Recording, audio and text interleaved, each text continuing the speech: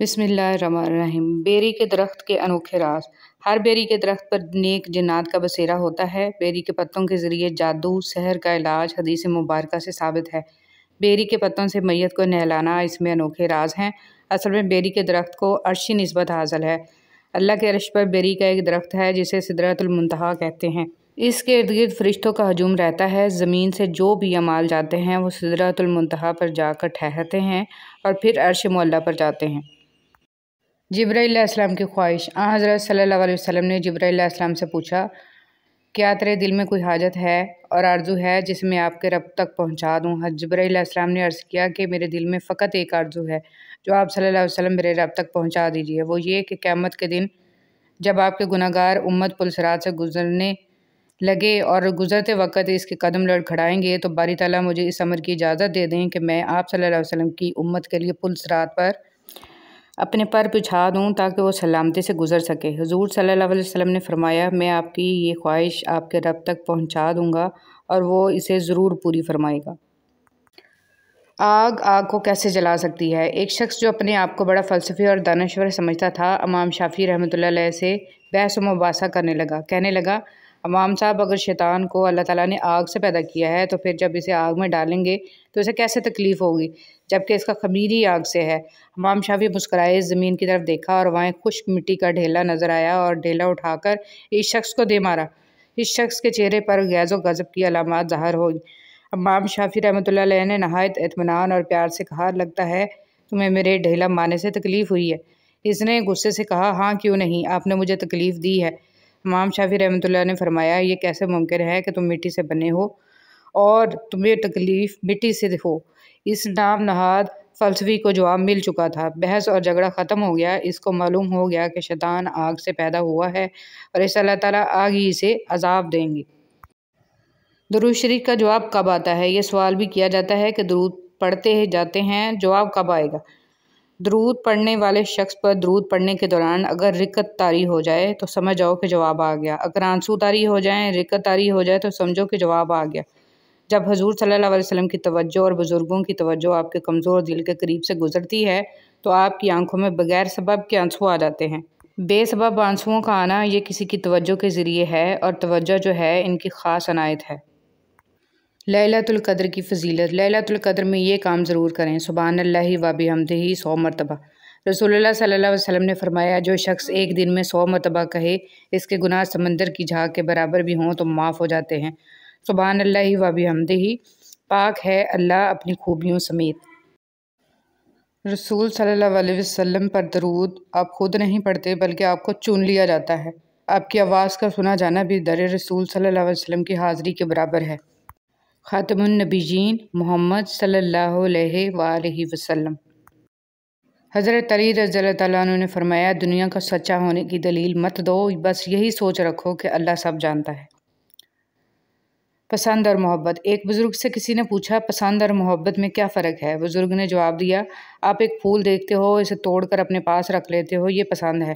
اگر آپ اس پھول کو روزانہ پانی دیتے ہو اور اس کا خیال رکھتے ہو تو یہ محبت ہے۔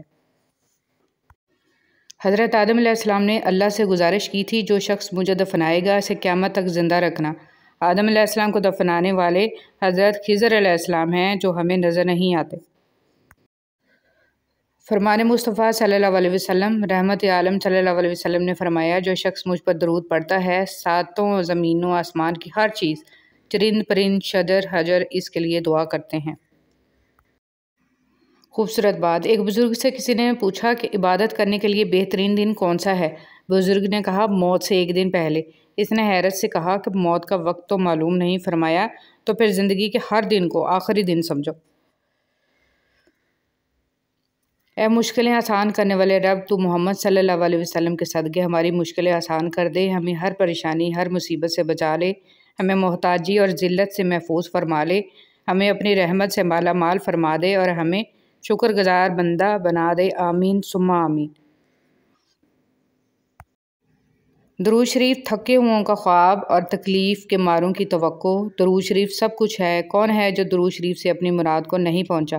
کون ہے جس کی تکلیف دور نہیں ہوئی، جس کی حاجت پوری نہیں ہوئی؟ مجھے لگتا ہے درود شریف کوئی بہت بڑا جہان ہے، کوئی بہت بڑا امکان ہے۔ درود شریف اس امت محمدی کا روحانی وجود ہے۔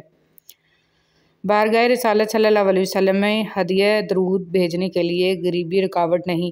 حضور اکرم صلی اللہ علیہ وسلم غریبوں میں غریب، یتیموں میں یتیم، مہاجروں میں مہاجر اور سلاطین میں سلطان زمانہ تھے۔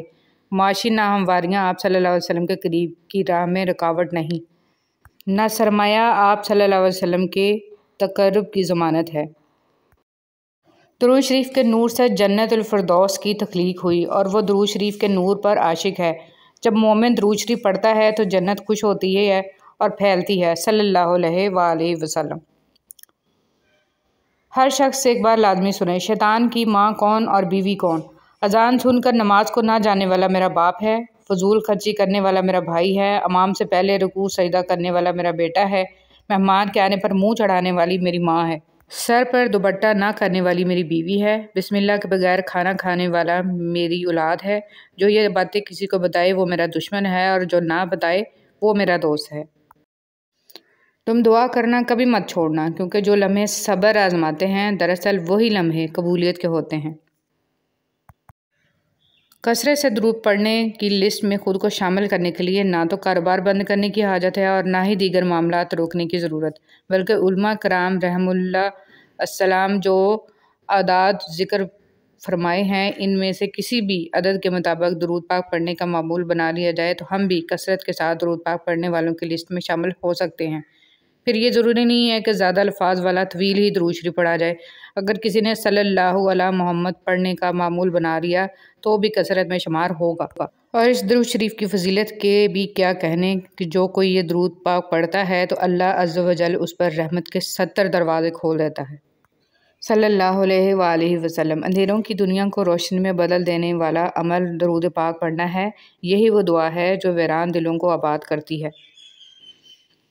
درود شریف کی کچھ برکات۔ اس سے دعا قبول ہوتی ہے، مال و اسباب میں برکت ہوتی ہے، حاجتیں پوری ہوتی ہیں، آفات و بلا سے نجات ملتی ہے، بھولی ہوئی چیزیں یاد آ جاتی ہیں۔ درود شریف پڑھنے والے کے ساتھ فرشتوں کی محبت کا ہو جانا، ادائے قرض، شفائے مرض۔ درود پڑھنے والے کی قبر میں روشنی ہوتی ہے، پل صراط سے ثابت قدم گزر جاتا ہے۔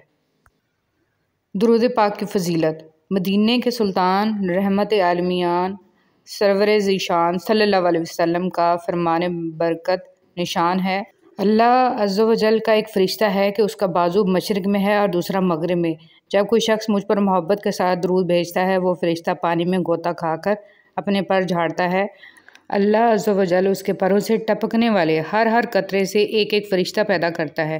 وہ فرشتے قیامت تک اس درود پڑھنے والے کے لیے استغفار کرتے ہیں۔